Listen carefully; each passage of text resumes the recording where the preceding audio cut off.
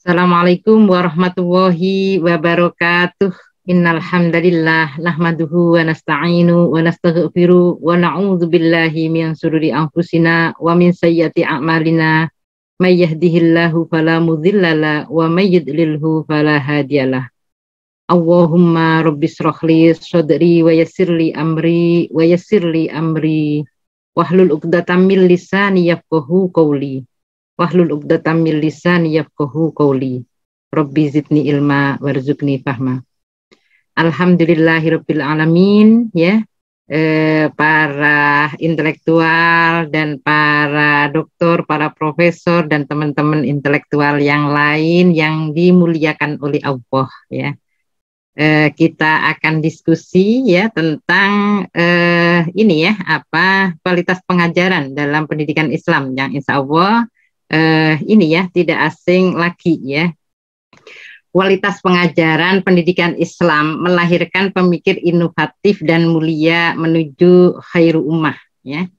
Jadi kalau sekarang kita belum lihat gitu ya khairu ummah, oh kok yang jadi pelacur banyak sekali umat Islam ya gitu ya. Nah, yang tawuran sampai meninggal kok ya umat Islam ya. Di penjara mayoritas juga umat Islam. Nah, ini khairu ummahnya di mana? Ya, tentu kita bertanya-tanya ya, adakah yang salah gitu ya. Nah, jadi kita berdiskusi ya tentang bagaimana kualitas pengajaran pendidikan khilafah Islam untuk melahirkan pemikir inovatif dan mulia menuju khairu ummah. Ya. Sebelumnya mungkin hal yang dekat dengan kita, tapi saya tidak akan membahas panjang lebar. Mungkin dari ibu-ibu sekalian ini sudah pakarnya, ya sedikit saja ya, membahas tentang ini ya, Merdeka Belajar. Nah, ya saya sedikit menyoroti, mengkritisi gitu ya dari MBKM, mampukah mengantarkan kepada kepakaran atau ahli ya. Nah, kalau mengambil dari ya aturan yang ada, yang pertama ya dapat mengambil SKS di luar perguruan tinggi paling lama 2 semester atau setara 40 SKS gitu ya. Jadi setara 40 SKS. Terus dapat mengambil SKS di program studi yang berbeda di perguruan tinggi yang sama sebanyak 1 semester atau setara 20 SKS gitu ya. Jadi pada program studi yang berbeda. Setiap program studi yang berbeda, tapi cuma 20 SKS loh, gitu ya. Nah, dan ini cuma 40 SKS begitu. Nah, kalau saya ya melihat dari ya ini ya tidak akan mengantarkan kepada keahlian, ya, tidak akan mengantarkan kepada kepakaran, ya. Di samping itu adalah dari sisi materinya. Ya, materi-materi yang diberikan itu mengantarkan kepada ya bagaimana nanti cepat kerja. Nah, berarti yang diinginkan oleh perusahaan-perusahaan, ya. Jadi perusahaan-perusahaan itu bagaimana menginginkan yang akhirnya materi-materi itu diarahkan ke sana, ya. Jadi salah satu keberhasilan MBKM itu nanti juga akhirnya dengan magang yang dilakukan akan cepat kerja. Nah, jadi dengan hanya 40 SKS di luar, itu pun dia nanti akan berhadapan dengan perguruan tinggi yang dari target-targetnya juga berbeda dan juga ada adaptasi ya. Nah, ini juga yang harus dilakukan ya. Di samping itu juga ada 20 SKS. 20 SKS itu cuma berapa sih gitu ya? Ya, 1 semester itulah ya untuk mengambil program yang lain. Nah, ini yang kenapa ya saya menganalisanya tidak akan mampu ya untuk mengantarkan sebagai ahli atau pakar, gitu ya. Nah, terus selanjutnya ya mungkin ya ibu-ibu yang dimuliakan Allah juga sudah paham ya. Dan ada selentingan ya, ada isu ya bagaimana artificial intelligence bisa menggantikan guru gitu ya. Nah, kita harus tahu dulu bagaimana sih dia itu kok bisa sampai menggantikan guru ya. Bagaimana cara kerjanya ya, kita perhatikan cara kerjanya ya. Yang pertama ya, generalized learning itu adalah mengumpulkan, mempelajari, mengidentifikasi data dan jenis data yang dimuat berdasarkan tujuan pembuatan, ya, pembuatan dari kecerdasan buatan itu, gitu. Jadi kita yang program gitu, di program gitu ya. Nah, terus selanjutnya ya, ya, reasoning gitu ya. Reasoning ini adalah kemampuan gitu ya untuk menampung berbagai macam data gitu ya dalam jumlah yang sangat besar. Nah, tanpa kemampuan penalaran ini ya kecerdasan buatan tidak akan mampu melihat pola data dan menyajikan solusi sesuai dengan perintah. Nah, jadi diperintah seperti ini. Nah, terus selanjutnya adalah problem solving. Ini adalah penyelesaian masalah. Nah, kombinasi dari dua kemampuan sebelumnya adalah faktor mendorong ya kecerdasan buatan dapat menjawab sebuah pertanyaan atau menyajikan sebuah solusi ya. Ya, kecerdasan buatan ini dilatih untuk mengenali sebuah masalah atau perintah yang diberikan. Jadi akan diatur. Kalau pertanyaan begini, maka ya akan dijawab seperti ini. Nah, sehingga dia tidak akan bisa ya menjawab pertanyaan yang kompleks. Seumpama ada pertanyaan, seorang guru harus memahami ya menguasai ya kelas. Seorang guru harus memahami cara belajar anak. Apakah cara belajarnya itu dengan read write, cara belajarnya apakah dengan kinestetik gitu ya, atau cara belajarnya itu ini ya dengan cara dia auditory atau dengan cara visual gitu. Nah, bagaimana kalau seumpama ada sekian persen anak kinestetik, sekian persen auditory, sekian persen dia ini read write. Untuk mengelola dan menempatkan pemilihan metode yang tepat untuk mencapai pengajaran, apa yang harus dilakukan? Coba tanya itu, akan bisa jawab. Ya, jadi kecerdasan buatan kalau ditanya seperti itu bingung, gitu ya, akan bingung. Nah, kalau dia bingung, mana mungkin dia itu bisa menjelaskan kepada murid. Nah, kalau jadi guru berarti dia bisa membingungkan gitu ya, bukan menjelaskan, bukan menerangkan. Nah, jadi dari sisi programnya sendiri memang dibuat seperti itu. Karenanya dia tidak akan bisa untuk menggantikan guru. Nah, jadi di sini para guru, para dosen ya nggak usah khawatir ya kalau nanti digantikan oleh kecerdasan buatan ya. Nah, di samping itu namanya mengajar itu dengan hati ya. Jadi mengajar itu adalah memperhatikan prinsip-prinsip ya pembelajaran.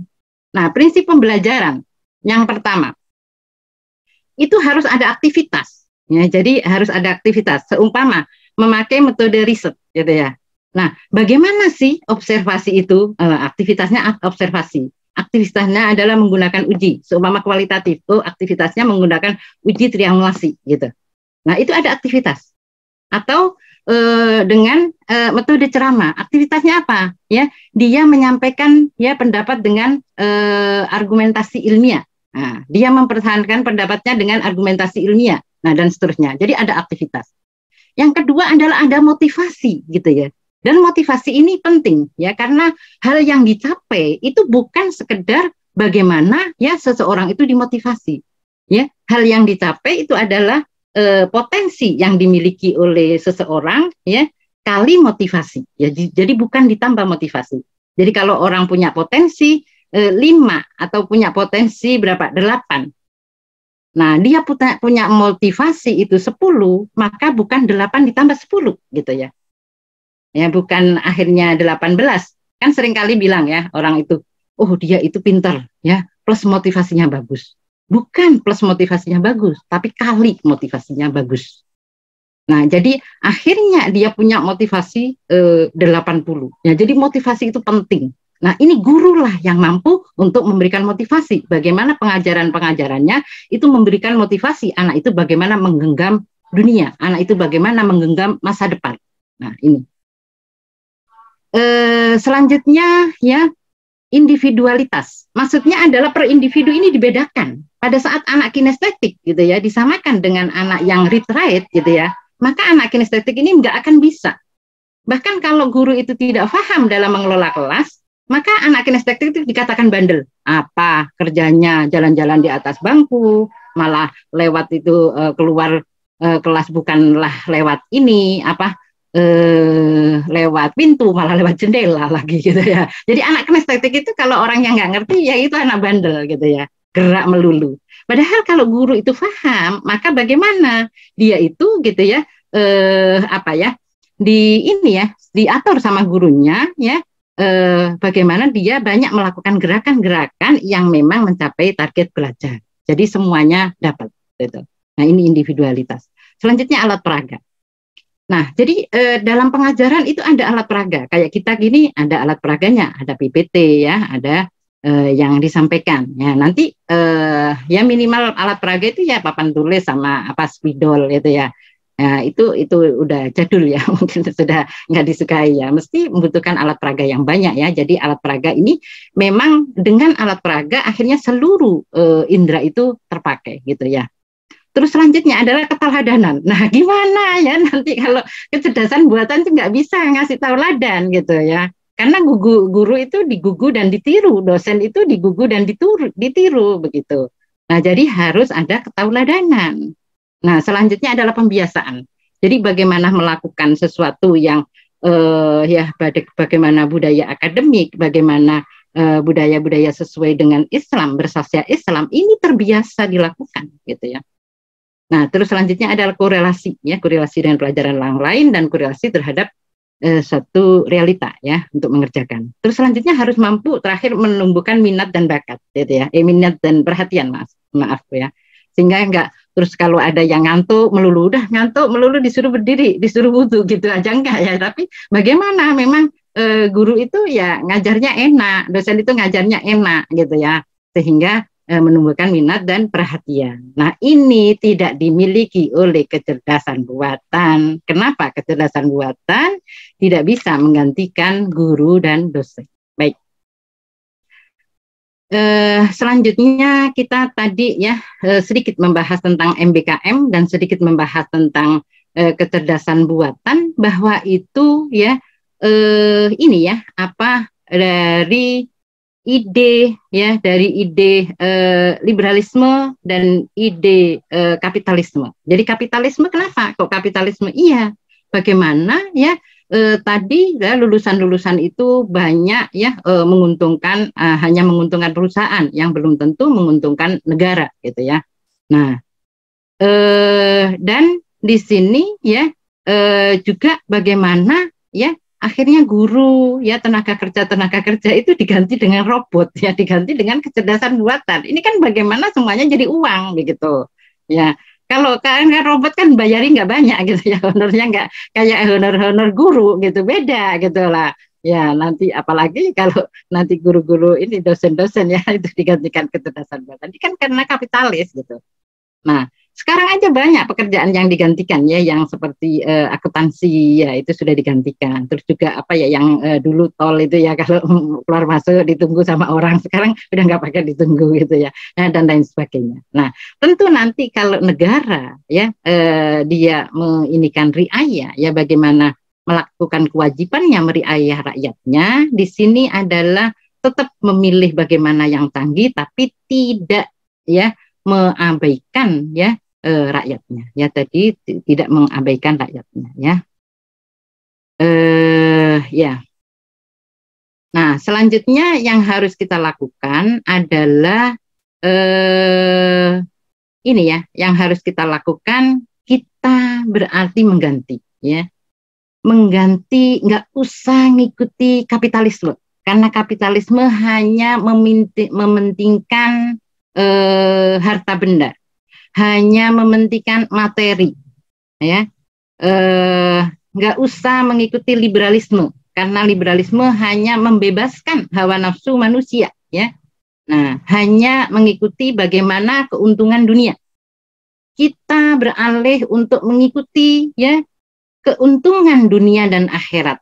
Nah, jadi Rabbana atina fid dunya hasanah wa fil akhirati hasanah wa qina adzabannar. Jadi dunianya juga hasanah gitu ya. Akhiratnya juga hasanah. Nah, inilah yang memang diajarkan oleh Islam. Kita ya beralih kepada kurikulum ya yang berbasis Islam gitu ya. Kita lihat bagaimana kurikulum berbasis Islam ya. tadi materi di kurikulum Merdeka tidak ada pengajaran saksiyah Islamnya. Karena saksiyah Islamnya itu hanya sakofa Islam atau ilmu-ilmu Islam. Ilmu-ilmu Islam itu apa? Ilmu tafsir, ya, ilmu ini apa? Ilmu tafsir, ilmu hadis, ya, ulumul Quran, ulumul hadis, ya, terus hadisnya itu sendiri, ya, terus sirah, fikih di situ bisa fikih politik, fikih ekonomi, fikih sosial, fikih dan lain sebagainya. Nah, kita tidak diajarkan di situ, ya. Yang diajarkan itu ya hanya yang jurusan syariah, ya kan? Nah, yang di jurusan syariah hanya diajari syariah gitu ya. Yang jurusan tafsir hanya diajari tafsir. Ya, padahal kalau membentuk saksiyah Islamnya, baik yang jurusan syariah, jurusan fisika, jurusan ekonomi, ya, jurusan ini ya, usuluddin, semuanya ada tentang ilmu-ilmu Islam, karena ini bahan bakunya untuk membentuk saksiyah Islamiyah. Nah, kalau ngeyel kampus umum memberlakukan MBKM, dia menghasilkan nanti orang-orang yang bertakwa, berakhlak mulia, gitu ya. Dari mana? Wong bahan dasarnya nggak ada, ya. Bertakwa itu bersaksiyah Islamnya. Kalau bahan dasarnya nggak ada, kita nggak punya terigu, nggak punya pisang, kok mau goreng pisang, ya nggak bisa, gitu. Wong bahan bakunya nggak ada. Gitu ya. Jadi bahan bakunya harus ada, ya, pengajarannya harus ada di kurikulum, ya. Terus ya di sini adalah ilmu untuk mengarungi kehidupan. Nah, ya, jadi di sini bisa ya langsung yang praktis, ya, dan yang tidak praktis atau teori, ya, yang berkaitan dengan mungkin jurusan-jurusan tertentu, ada fisika, ada kimia, ada biologi, ada jurusan matematika, ya, ada syariah dan seterusnya, ya. Nah, dan pemilihan metode itu berlandaskan akidah Islam, ya. Jadi pemilihan metode di dalam Islam itu hanya metode akliyah, ya. Metode akliyah itu apa? Metode berpikir, ya, yang dia ya naklul waqi biwasitatil hawas ilad dimah ma'a maklumatin sabiqatin yufassiru hadal waqi. Jadi melihat waqi, fakta, ya, terus dipindah fakta itu ke otak, ya. Jadi ada otak. Ma'a maklumatin sabiqatin, bersama dengan maklumat sabiqah. Jadi maklumat sabiqah atau pengetahuan sebelumnya, informasi sebelumnya. Yufassiru hadal waqi, ya, menafsirkan fakta tersebut. Berarti harus ada faktanya, harus ada indera, ya, yang kedua, yang ketiga harus ada otak, gitu ya. Ya, yang keempat harus ada maklumat sabiqah, ya. Nah, sehingga untuk ya menghilangkan atau kalau menghilangkan salah satu dari komponen ini nggak boleh dipakai, gitu ya, sebagai metode, ya, pembelajaran dalam Islam, ya. Nah, kalau pakai metode ilmiah bagaimana, ya? Seperti yang kita tahu sekarang, gitu ya, riset-riset baik mungkin tesis, ya, ini ya apa disertasi, tesis, skripsi ataupun riset-riset, ya, yang lain itu pasti pakai ini ya apa metode ilmiah. Nah, baik metode kualitatif maupun metode kuantitatif, gitu ya. Nah, maksudnya pendekatan kualitatif maupun pendekatan kuantitatif, gitu ya. Di sini bisa, gitu ya, kalau memang sesuai dengan faktanya, ada faktanya. Nah, jadi bukan berdasarkan pada asumsi-asumsi, gitu ya. Nah, begitu juga kalau pakai metode ini ya, uslub atau cara, ya, atau metode mantikia atau silogisme, logika. Boleh logika-logika, tapi logika itu pun ada faktanya. Jadi yang tidak boleh yang tidak boleh itu menghayal. Jadi kalau menghayal kan nggak ada faktanya, itu yang nggak boleh. Jadi dalam Islam itu berpikir, bukan menghayal, gitu ya, bukan mimpi. Nah, ini ya. Nah, ini selanjutnya dari sini dengan proses, ya, yang ya proses yang sedemikian rupa, ya. Jadi dari strateginya ditetapkan, dari metodenya ditetapkan, ya. Nanti outputnya adalah, ya, para ini ilmuwan, ya, inovator, ya, terus ulama, ya bisa sampai tingkatan mujtahid, saintis, teknokrat, bisa sampai tingkatannya adalah inovator ya. Nah, juga negarawan. Nah, jadi negarawan ini termasuk politikus ya, yakni orang-orang yang peduli terhadap ya pengurusan urusan rakyat bagaimana diurus oleh Islam. Ya, ini namanya negarawan ya. Bisa dosen sebagai wajib ya. Muslim sebagai negarawan, dosen wajib sebagai negarawan gitu ya. Jadi kalau tidak diurus sesuai dengan Islam itu namanya bukan negarawan ya. Jadi dosen kok melihat Permendiknas nomor 30 gitu ya tahun 2001 bahwasanya seksual consent ya mahasiswa itu boleh melakukan seksual gitu ya asalkan memang suka sama suka. Kalau ada salah satu yang tidak suka maka boleh diprotes. Nah, kalau diem saja itu namanya bukan negarawan. Nah, kalau negarawan diprotes. Enggak, Allah itu mengharamkan zina, ya. Nah, mengharamkan zina, mau dia suka sama suka atau suka sama tidak suka gitu ya. Jadi mau suka sama suka maupun dipaksa, semuanya itu harus diharamkan. Nah, ini namanya negarawan gitu ya, negarawan, ya. Nah, sampai kepada dia bisa menduduki di jajaran pemerintah ya untuk mengatur urusan rakyat. Nah, semuanya ini adalah yang menyiapkan ya sekolah, yang menyiapkan terakhir adalah perguruan tinggi, gitu ya. Dan secara umum ya ini untuk memenuhi yang ada dalam Al-Qur'an surat Az-Zariyat ya a'udzubillahi minasyaitonirrajim wa ma khalaqtul jinna wal insa illa liya'budun ya, dan tidaklah aku menciptakan jin dan manusia kecuali untuk beribadah kepadaku. Nah, beribadah itu apa? Beribadah itu melaksanakan semua aktivitas, mau aktivitas individu, aktivitas bertetangga, aktivitas bermasyarakat, aktivitas bernegara gitu ya. Semuanya itu dilakukan sesuai dengan syariat Islam dan ikhlas karena Allah. Itu ibadah. Itu ibadah. Nah, ya. Jadi bagaimana ya output pendidikan itu ya melaksanakan kewajibannya sebagai hamba Allah ya bersaksiya Islamnya. Ya. Nah, jadi di sini tidak berhenti. Orang yang ya mujtahid tadi, negarawan tadi gitu ya, inovator gitu ya, para intelektual itu tidak berhenti, tapi bagaimana realnya ya memberikan maslahat terhadap rakyat. Realnya adalah apa? Menyampaikan gagasannya itu sebagai solusi problem. Bukan teori semata, tapi bagaimana solusi problem. Ya. Bagaimana sih agar pergaulan ya tidak seperti sekarang banyak rame-rame minta nikah karena hamil di luar nikah gitu ya. Nah, banyak juga yang akhirnya anak itu ya membuli ya teman teman-temannya, membuli orang tuanya dan seterusnya. Nah, berarti pada saat dilaksanakan ya nidom ijtimai atau aturan pergaulan sesuai Islam sebagai solusi problem ya dilaksanakan, maka itu akan hilang gitu. Jadi pada saat tidak dilaksanakan tidak akan hilang.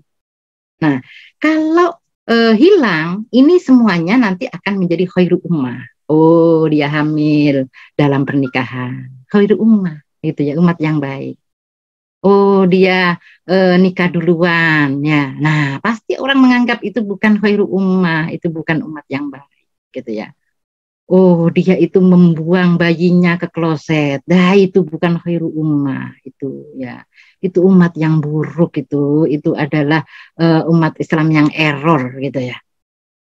Nah, jadi saat sudah menjadi solusi problem, saat sudah dilakukan, itu baru nanti mampu mengantarkan khairu ummah.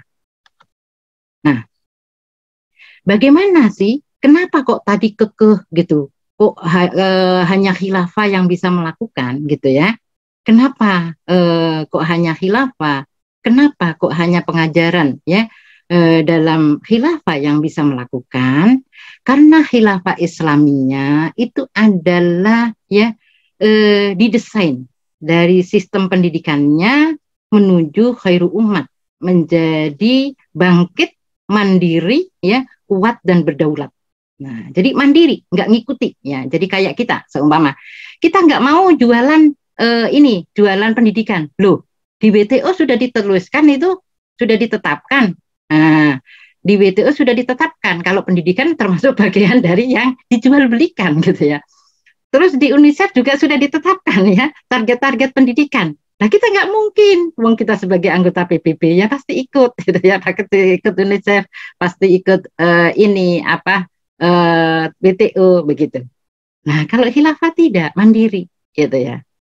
Nah, jadi mandiri, ya. Apalagi nanti pertukaran pelajar ke luar negeri. Nah, kalau negaranya itu komunis, ya, terus masa sama jadinya? Terus targetnya apa dia? Targetnya apa sama dengan perguruan tinggi semula, gitu ya. Nah, ini kan jadi pertanyaan juga kalau adanya pertukaran pelajar ya untuk kurikulum merdeka, ya. Nah, ya, kuat dan berdaulat. Berdaulat itu adalah bagaimana kedaulatan ada di tangan syara. Jadi berdaulat itu adalah pada saat Al-Quran dan hadis itu sebagai peraturan. Itu baru berdaulat. Ya, karena Allah tidak punya kepentingan, ya, kalau aturannya dipakai biar Allah semakin kuat, tidak, gitu ya. Semua untuk kemaslahatan manusia.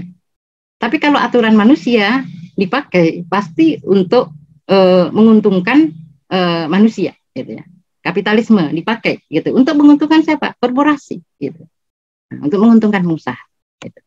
Aturan manusia dipakai pasti yang membuat aturan tidak mau rugi. Nah, bagaimana melaksanakan, gitu ya, khilafah, ya, politik luar negerinya adalah dengan dakwah dan jihad. Nah, jadi jihad itu jihad itu sebenarnya dakwah, ya, pada saat didakwai, ya, baik-baik, tidak mau menerima, bahkan penduduknya itu ya merasa dijajah, ya, dengan ya waktu itu dengan orang-orang kafir, ya. Nah, baru, ya, halangan-halangan yang tidak bisa dihindarkan itu baru dengan jihad. Nah, jadi jihad itu tahapan pertama adalah mendakwakan Islam, ya, berapa bulan, gitu ya, didakwai di seluruh Islam, ya, dengan baik-baik, ya. Nah, ini yang dilakukan, ya, dan di sini, ya, mengharuskan negara itu punya alutsista yang luar biasa, yang canggih, gitu ya. Di dalam Al-Quran disebutkan, ya, persiapan yang harus dilakukan oleh negara itu adalah turhibu nabihi aduwallahi wa aduwakum.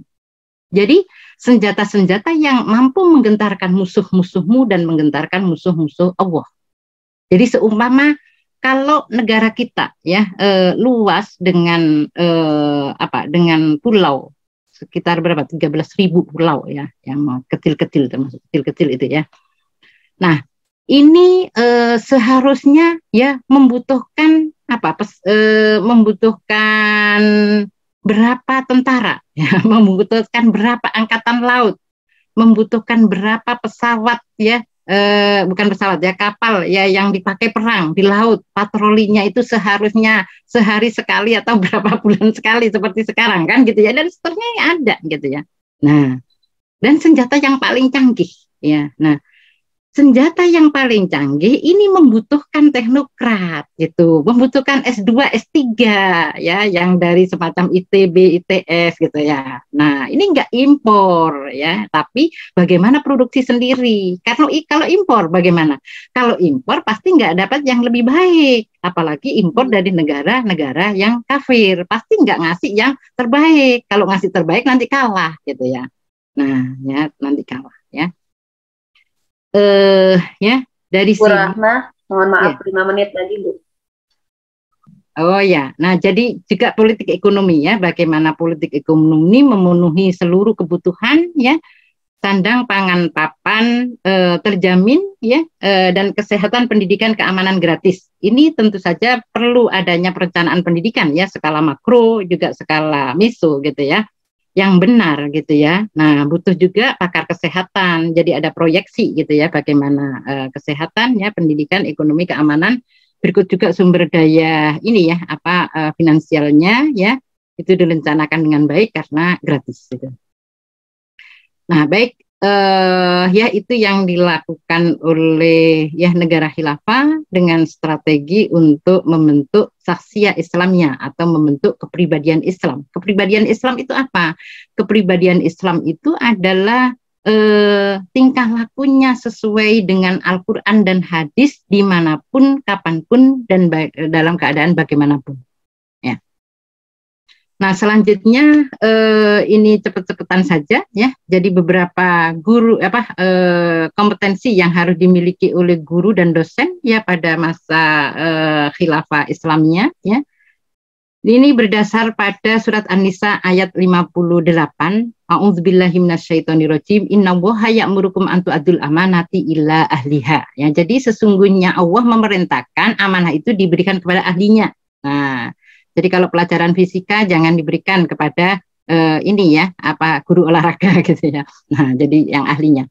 Bahkan di dalam hadis itu diingatkan, idza usnidal amru ila ghairi ahlihi fantadirus sa'ah. Apabila ya satu urusan diserahkan kepada bukan ahlinya, maka tunggulah kehancuran ya. Nah, kompetensi banyak ya yang berkaitan yang berkaitan dengan kompetensi guru dan dosen pada masa khilafah. Yang pertama adalah kompetensi kepribadian. Kompetensi kepribadian Islam adalah dia bertingkah laku sesuai dengan Al-Qur'an dan hadis dan bisa dicontoh ya. Nah, yang kedua adalah kompetensi profesional. Kompetensi profesional maksudnya adalah dia menguasai ya dari mata kuliah atau mata pelajaran yang diampunya ya. Jadi menguasai ya mata pelajaran mata kuliah yang diampunya. Yang ketiga adalah kompetensi pedagogik. Ya, kompetensi pedagogik itu adalah kompetensi kependidikan ya. Jadi bagaimana cara mengajar, bagaimana memilih metode yang tepat dengan menyampaikan kepada tujuan pembelajaran ya, seumpama apakah di situ tujuan pembelajarannya itu ada psikomotorik gitu ya, ataukah mungkin dia mayoritas itu adalah kognitif atau memang kognitif, afektif dan psikomotorik gitu ya. Nah, bagaimana pemilihan metode yang tepat untuk mencapai target ya pada tujuan pembelajaran tersebut ya. Ini terus juga kompetensi sosial itu intinya adalah bagaimana bisa komunikasi efektif dan baik kepada murid, kepada sesama guru ya, terus juga kepada wali murid dan masyarakat ya. Nah, ya ini cepet-cepetan saja. Ini tadi sudah ya. Bisa dibaca sendiri.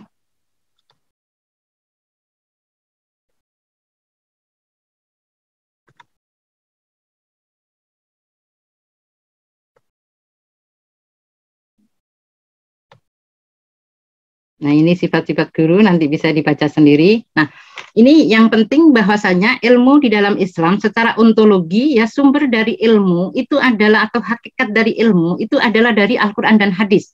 Yang kedua dari akal yang tidak bertentangan dengan ajaran Islam. Jadi kalau kita semua meriset baik kuantitatif maupun kualitatif gitu ya, tidak bertentangan dengan ajaran Islam, itu bisa dipakai untuk sumber ilmu gitu ya. Terus selanjutnya ya secara epistemologi ya secara metode yang dipakai adalah metode akliyah, sehingga metode ilmiah kalau tidak bertentangan dengan metode akliyah ya ini bisa dipakai ya uslub mantikiyah atau silogisme ya, cara ya dengan logika ya, silogisme boleh dipakai asal tidak bertentangan dengan akliyah gitu ya. Aksiologi atau kegunaan ilmu ya itu adalah untuk beribadah kepada Allah, sehingga para intelektual gitu ya, kita kalau melakukan sesuatu itu harus tanya untuk apa saya melakukan, gitu ya, untuk apa saya melakukan, ya. Nah, nanti setelah kita meninggal dunia, gitu ya, itu bermanfaat tidak untuk kita. Nah, itu ya. Jadi itu kegunaan ilmu kita, seperti itu. Ya, baik, ya. Nah, selanjutnya ini yang harus disampaikan, tapi ini disampaikan cepet-cepetan aja ya. Thariqatul Islam Bidarsi ya, bagaimana pembelajaran dalam Islam ya, pembelajaran thaqafah Islam gitu ya, atau ilmu-ilmu Islam. Yang pertama adalah antadrusal asya bi umuki hatta tadruka haqaiqaha ya. Jadi bagaimana mempelajari ya itu dengan rinci sampai tahu hakikatnya untuk apa gitu ya. Nah, selanjutnya adalah bagaimana mengajak ayat takidah untuk meyakini sehingga mendorong untuk melaksanakan. Jadi bukan sebagai keindahan ilmu, kelezatan ilmu semata, tapi bagaimana untuk dilaksanakan ya. Dan yang diajarkan adalah hal yang praktis ya, terindra ya,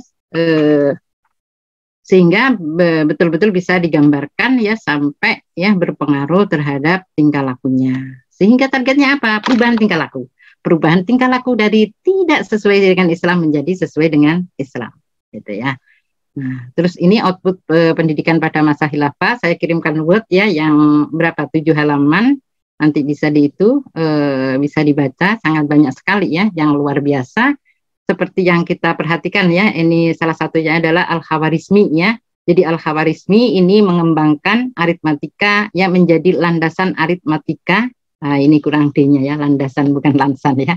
Disebut sekumpulan perintah logis dan runtut algoritma. Tanpa ini dunia komputer informatika tidak berjalan. Jadi adanya laptop ya kita bisa Zoom meeting ya, dengan adanya HP itu ya karena ini ya karena penemu ya dari umat Islam. Ibnu Sina tidak asing lagi ya, kita sudah sangat hafal gitu ya.